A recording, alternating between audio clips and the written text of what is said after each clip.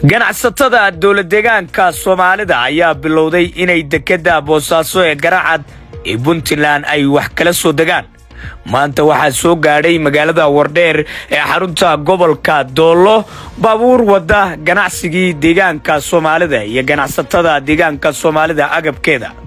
muuqaalkan aad u jeedaan waxaa laga duubay wadada isku xidha magaalada Qabridar iyo magaalada Wardheer isla markaana deegaanka intiisa kale u kala gooshta. tani ayaa ah guul aad u weyn oo soo hoyatay ganacsatada deegaanka Soomaalida oo awal hore ku dhibanayd finansiga iyo dhibaatada ay kala kulmaan wadada Wajaale Soomaaliland. isku soo wada duuduubo tani waxay hordhac u tahay ganacsiga isku xirmi doona dhawaanto deegaanka Soomaalida iyo Garacad ee Boosaaso ee Puntland.